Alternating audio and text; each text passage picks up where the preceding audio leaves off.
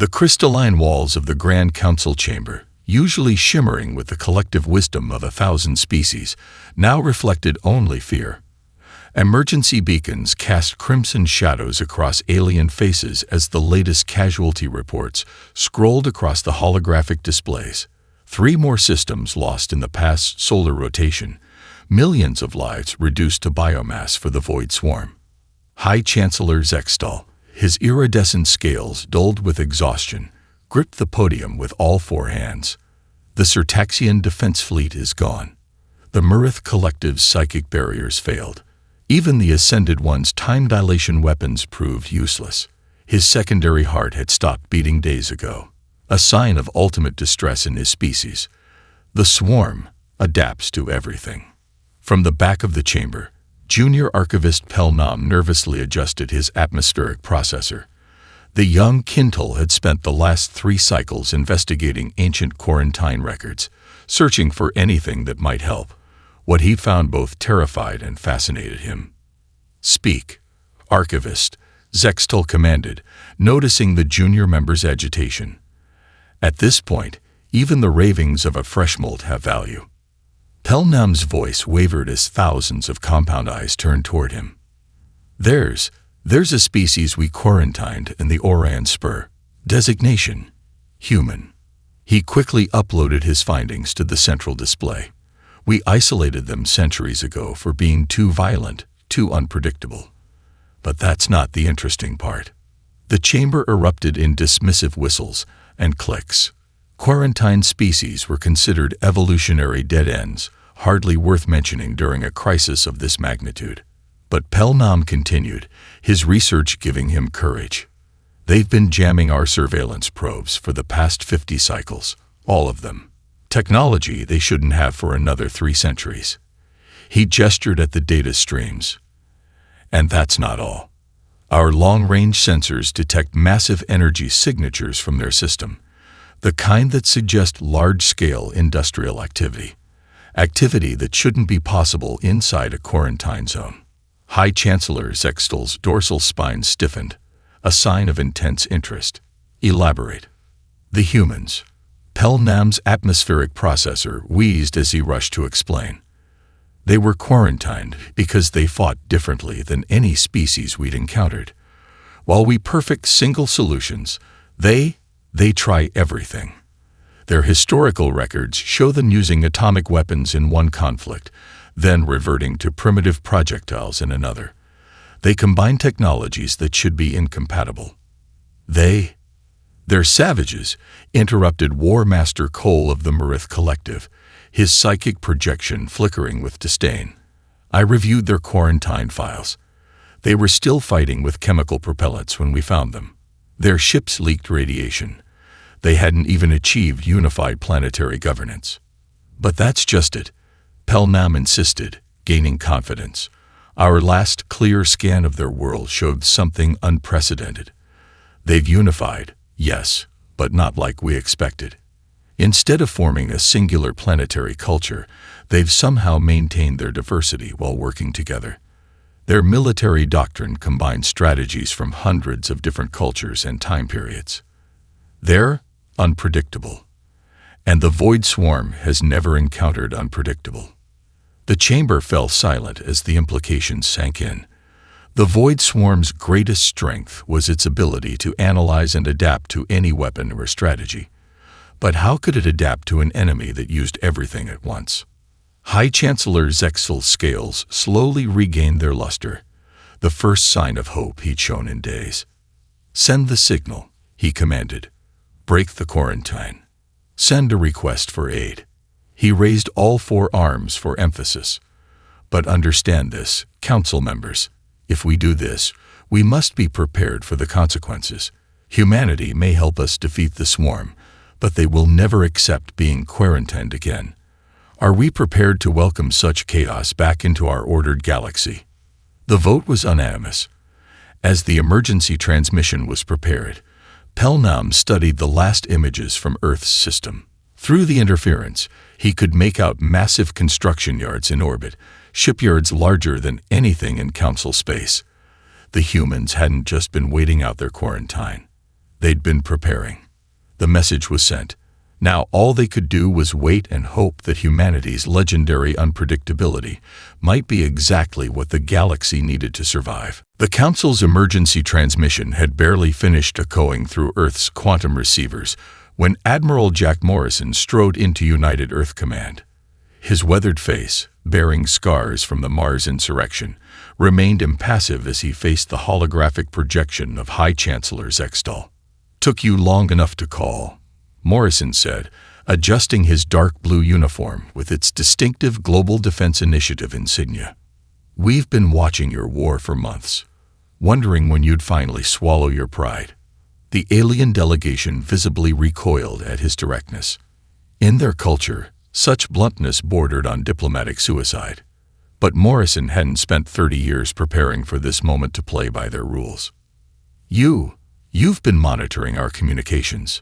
Zextal's scales shifted through patterns of disbelief. "That's impossible. Our encryption was cracked 15 years ago," Morrison interrupted, gesturing to the massive holographic display behind him.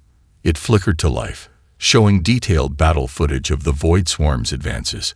"We've had plenty of time during our quarantine to study your strengths and your weaknesses." The display shifted, revealing something that made even the stoic War Master Cole's psychic projection flicker with shock. Against the backdrop of Mars' rusty surface, a massive shipyard stretched for kilometers. At its center, illuminated by the stark light of arc welders and plasma torches, hung humanity's response to the galaxy's crisis. "Meet the GDS Prometheus," Morrison announced, his voice carrying a hint of pride. "While you were watching our atmosphere for radiation leaks, we built something new, something that breaks every rule of shipbuilding your species holds sacred." The vessel was, by Council standards, an abomination. Its hull combined sleek energy-deflecting surfaces with crude but effective armor plating. Massive railgun batteries sat alongside quantum torpedo launchers. Chemical rockets, technically forbidden by the quarantine protocols, were integrated with antimatter drives. It was a ship that shouldn't exist, shouldn't work, shouldn't even hold together. "This is barbaric," one council member chittered. "You've combined technologies that could tear reality apart. The energy matrices alone work perfectly," Morrison cut in. "Because we didn't listen when you told us what was impossible. Every species in the galaxy specializes, perfects one approach. The Cirtaxians with their energy weapons, the Murith with their psychic tech. And one by one, the swarm adapted and destroyed them." He stepped closer to the projection, his voice low and intense. "But humans, we try everything. When one approach fails, we try another. When something works, we keep it, no matter how inelegant it might be." The Prometheus carries weapons and defenses based on technology from every major conflict in human history, updated and combined in ways your scientists would never dare attempt. The display showed internal schematics. Fusion reactors powering electromagnetic shields, kinetic kill vehicles guided by quantum computers, electronic warfare suites that could process data in ways that made the Council's best AI look primitive. It was a testament to humanity's refusal to abandon any tool that might prove useful. "Your quarantine taught us something vital," Morrison continued. "It taught us that being predictable means being vulnerable. So we built a ship that can adapt its tactics as quickly as the swarm. A ship that carries not just weapons, but centuries of human military doctrine distilled into one purpose: survival at any cost." High Chancellor Zextal's scales had shifted to a deep blue, a sign of grudging respect. "And you believe one ship, no matter how unique, can turn the tide against the swarm?" Morrison's smile was sharp as a razor. "Chancellor, the Prometheus isn't just a battleship. It's humanity's proof of concept. Our demonstration that sometimes the best solution isn't the most elegant one. The real question isn't whether we can help you." His eyes hardened. "The question is, are you ready to admit that quarantining us was the biggest mistake your council ever made?" The silence that followed was deafening. In it, the distant sound of the Prometheus's engines powering up echoed through the chamber, a low, thunderous promise of what was to come. Humanity was about to rejoin the galactic community, not as the primitive species they'd quarantined, but as possibly their last, best hope for survival. And they were going to make damn sure the galaxy never forgot it. Commander Ashley Williams stood at the Prometheus's tactical station, watching alien vessels circle their ship like nervous sharks. The Council had insisted on providing an honor escort, but she knew what they really were: observers sent to assess whether humanity's lone battleship was truly worth breaking quarantine for. Another scan attempt from the Cirtaxian cruiser. Lieutenant Rodriguez reported from his sensor station.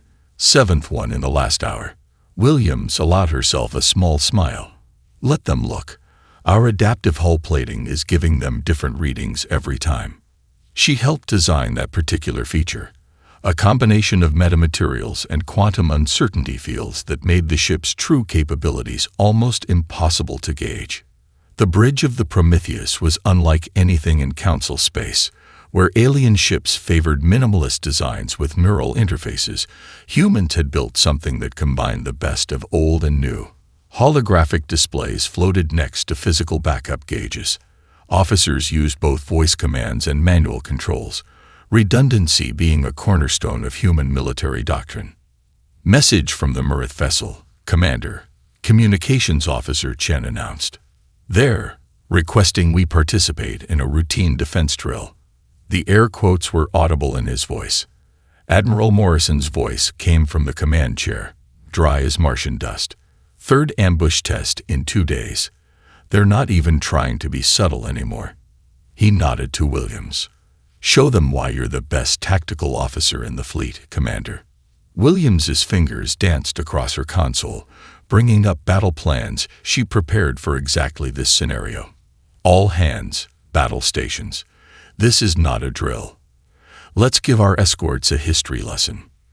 The Mirith ships moved into a standard pincer formation, expecting the human vessel to follow modern combat doctrine. Instead, Williams ordered a maneuver that would have been familiar to any World War I submarine captain. A crash dive beneath the plane of attack, using a nearby asteroid field's gravity to mask their signature. They're tracking our projected course, Rodriguez reported with satisfaction, falling for the dummy heat signature. Williams had studied every major naval battle in human history, from Salamis to the Second Battle of Mars. While alien races focused on perfecting space combat, humans remembered that the principles of warfare remained constant across any medium. The Prometheus emerged from behind a massive asteroid, executing a maneuver that combined an old destroyer's torpedo run with modern inertial dampening technology. The alien vessels scattered, their formations broken by a move their combat computers insisted shouldn't be possible. Target their sensor arrays, Williams commanded. Minimal power, precision hits only.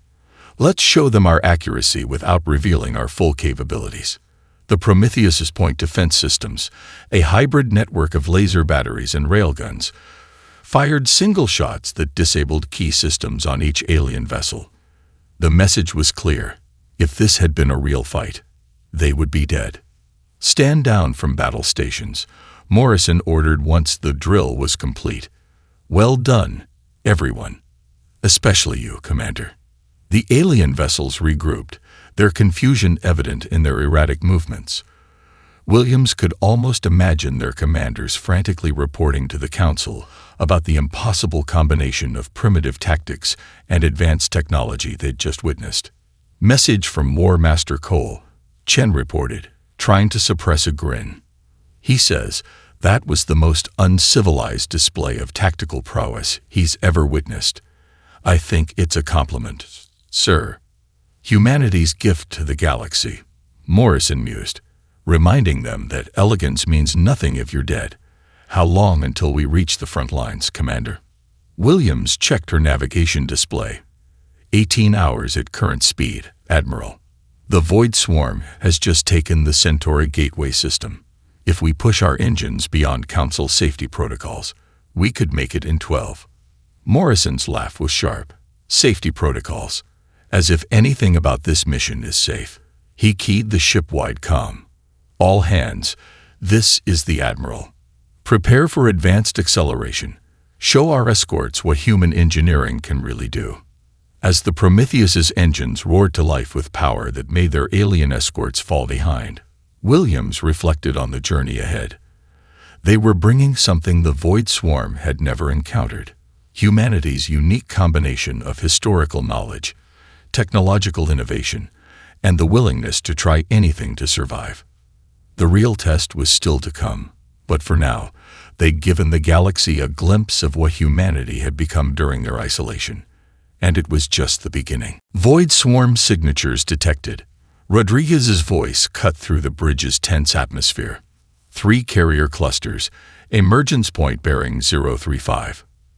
Commander Williams was already moving, her fingers flying across the tactical console before the alert klaxons finished their first wail. The alien escort vessels began falling into their standard defense formations, beautiful, mathematically perfect patterns that the swarm had already learned to counter a dozen times over. Not today, Williams muttered. Admiral, requesting permission to execute Battle Plan Delta 7. Morrison's response was immediate. Granted. Show them why we studied the Battle of Midway instead of just programming another combat algorithm. The Prometheus's engines flared as Williams initiated what looked like a retreat. Their alien escorts transmitted urgent warnings, believing the humans were abandoning them. They couldn't have been more wrong. Launch to Brees Field, Williams commanded, just like we practiced. The battleship's rear sections opened, releasing thousands of metallic objects. To standard scans, they appeared to be random space junk, fragments of hull plating, broken machinery, and other detritus. The Void Swarm's advance didn't even slow. They're taking the bait, Rodriguez reported. Swarm formation spreading to process the debris. Williams allowed herself a predatory smile. Now they learn why humans never throw anything away. Activate the field. Each piece of debris suddenly pulsed with electromagnetic energy. The seemingly random cloud revealed itself as a carefully planned 3-dimensional minefield, designed using principles from ancient naval warfare, but executed with cutting-edge technology. The Void Swarm's front ranks shattered as explosions rippled through their formation. Their hive mind struggled to process an attack pattern it had never encountered, one that combined the chaos of 20th-century sea mines with quantum-triggered detonators. Main batteries, target their command nodes, Williams ordered. Time to show them why we kept primitive kinetic weapons. The Prometheus's railguns roared to life, launching depleted uranium shells at appreciable fractions of light speed. Unlike energy weapons, there was no way for the swarm to adapt to the simple physics of mass times acceleration. The shells tore through their biomechanical hulls, leaving gaping wounds that refused to regenerate. Swarm attempting to analyze our weapon signatures, Rodriguez called out. They're trying to adapt. Switch to configuration beta, Williams commanded. Full spectrum assault. The Prometheus transformed from a simple battleship into humanity's ultimate expression of combined arms warfare. Each weapon system operated on different principles. Particle beams followed ballistic shells. Quantum warheads detonated alongside chemical explosives. There was no pattern to analyze, no single technology to adapt to. On the main viewer, the Void Swarm's perfect formation began to break apart. Their hive mind, designed to counter specific threats, found itself overwhelmed by the sheer variety of attacks. It was like trying to play every chess game ever played simultaneously, and humans had spent centuries practicing exactly that kind of chaos. Their coordination is failing, Rodriguez reported, excitement bleeding into his professional tone. The hive mind can't process all the different attack vectors. The alien escorts had stopped transmitting warnings. Now they watched in stunned silence as a single human vessel demonstrated why unpredictability was the deadliest weapon of all. Target their central carrier, Morrison ordered. All weapons, free configuration. Commander Williams, show them everything. The Prometheus unleashed its full arsenal, Rail guns fired shells filled with antimatter, protected by fields reverse-engineered from 3 different alien races. Nuclear warheads carried computer viruses coded to attack the swarm's quantum communications. Even the point defense grid joined in, firing a mix of energy beams and physical projectiles that filled space with deadly geometry. When it was over, the Void Swarm retreat was almost anticlimactic. Their remaining ships vanished into FTL, leaving behind a debris field that proved even a hive mind could feel fear. "Damage report," Morrison called out, though the satisfied look on his face suggested he already knew the answer. "Hull integrity at 92%, Rodriguez replied.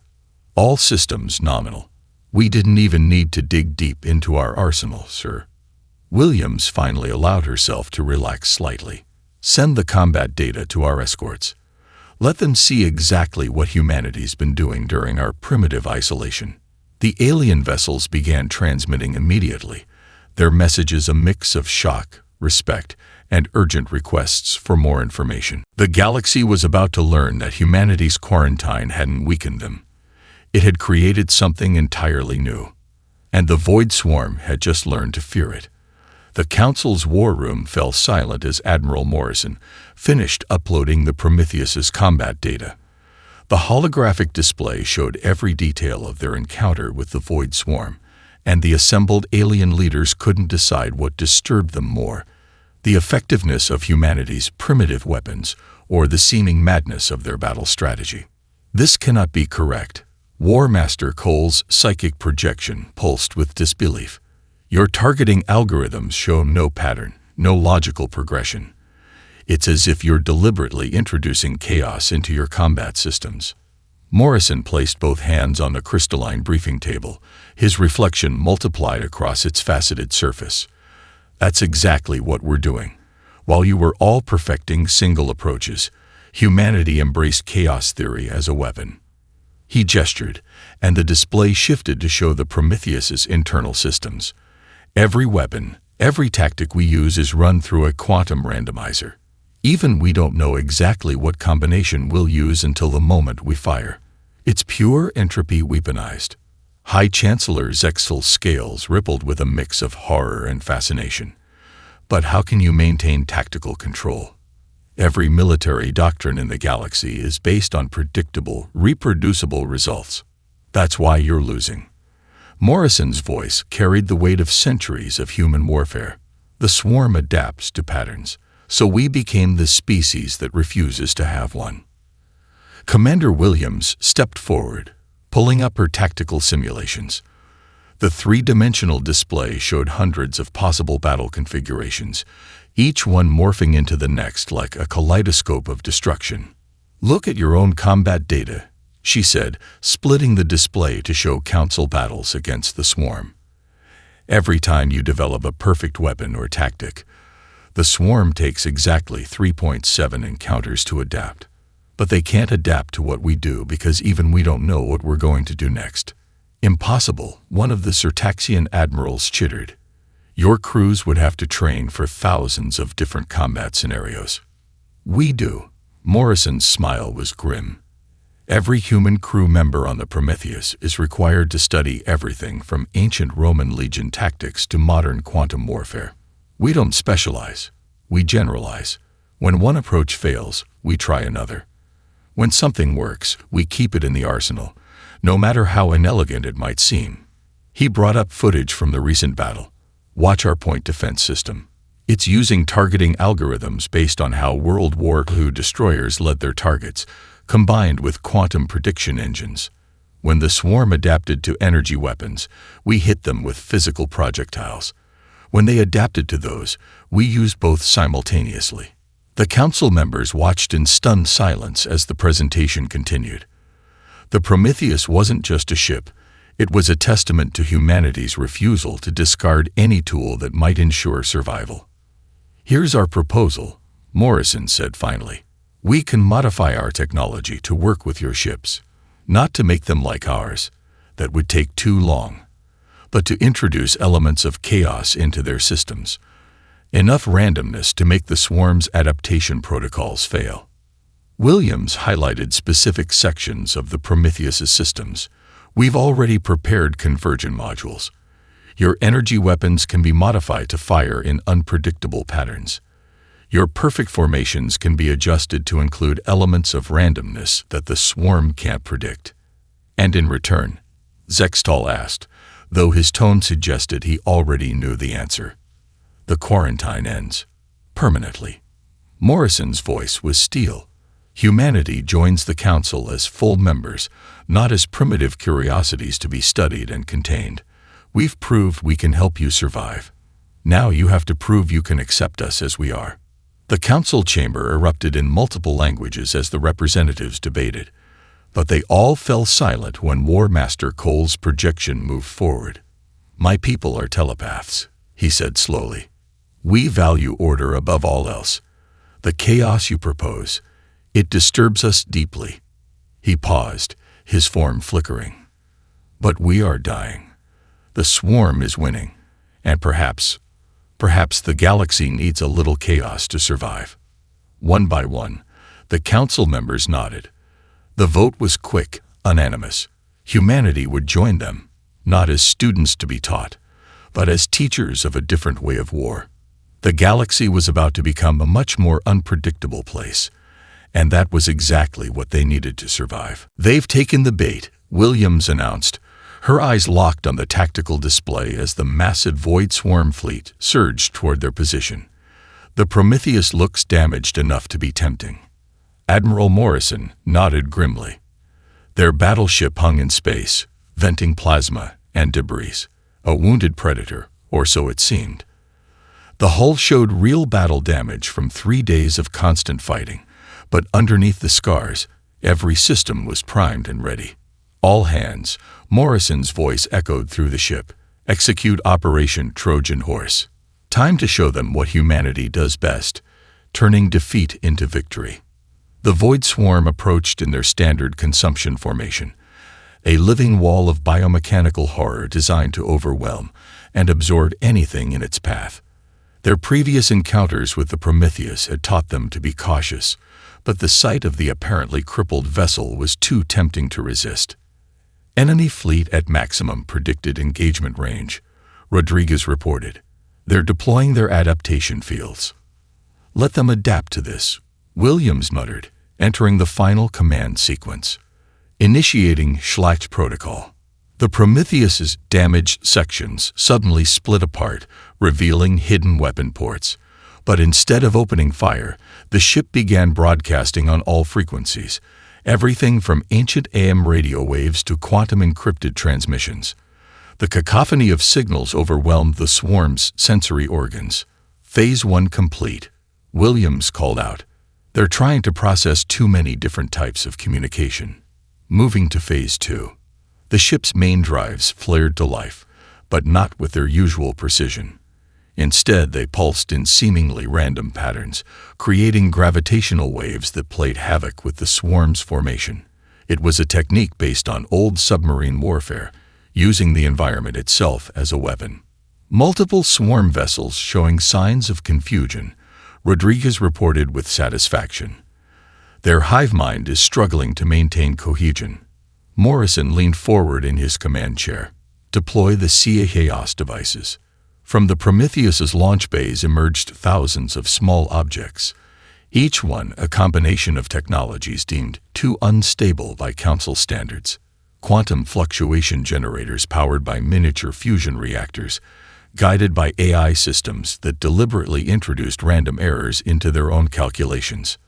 The devices scattered throughout the swarm fleet, their erratic movements making them impossible to track effectively. And then they activated.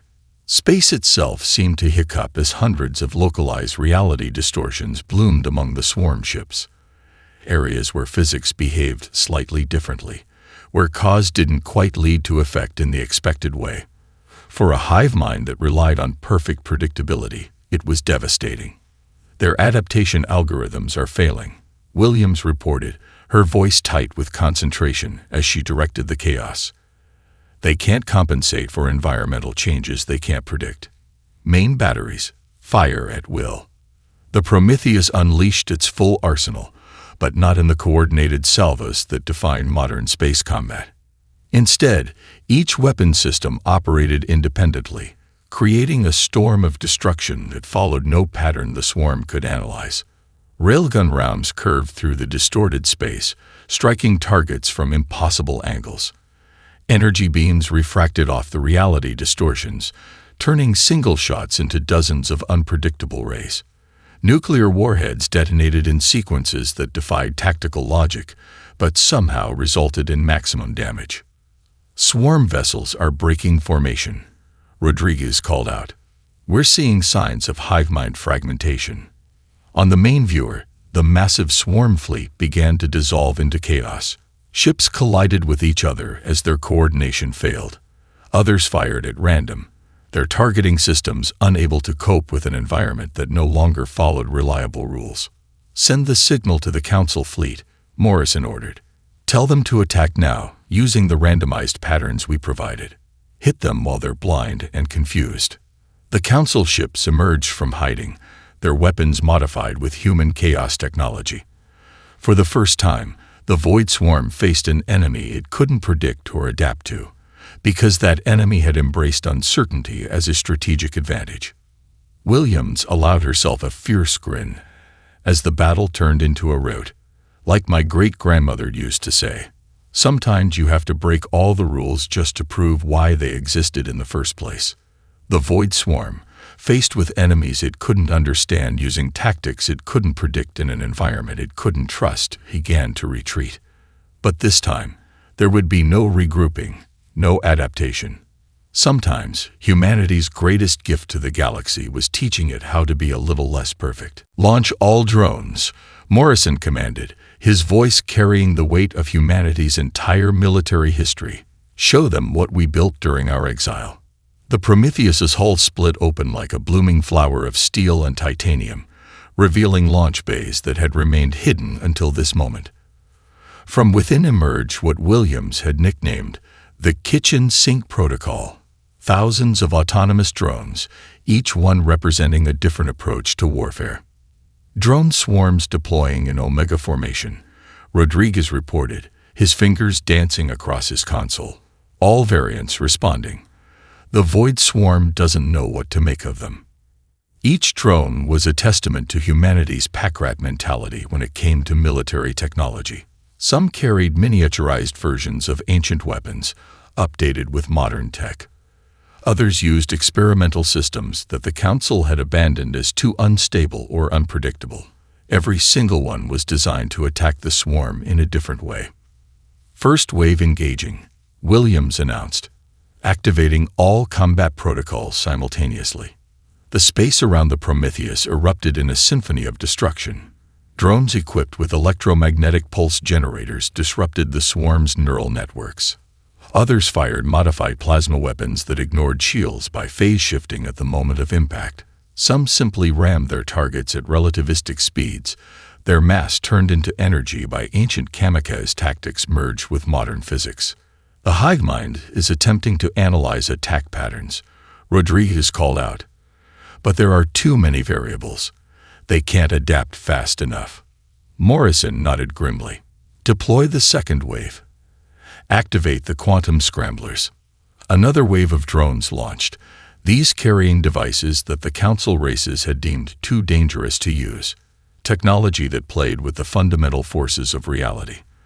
The quantum scramblers began their work, creating zones where cause and effect became uncertain, where the very laws of physics hiccuped and stuttered. "Sir," Williams's voice carried a note of triumph, "the swarm's coordination is breaking down. Their ships are losing hive-mind connection." On the main viewer, the massive Void Swarm fleet began to fragment. Individual ships, cut off from the central intelligence that guided them, fell into disarray. Some fired blindly, others crashed into each other, and still others simply shut down, their biological components unable to function without the hive mind's guidance. "They're experiencing a cascade failure," Rodriguez reported, excitement bleeding through his professional demeanor. "The quantum disruption is spreading through their neural networks faster than they can adapt." Morrison stood from his command chair, watching as humanity's greatest gamble paid off. This is why we succeeded where the Council failed. They tried to perfect their weapons. We perfected chaos itself.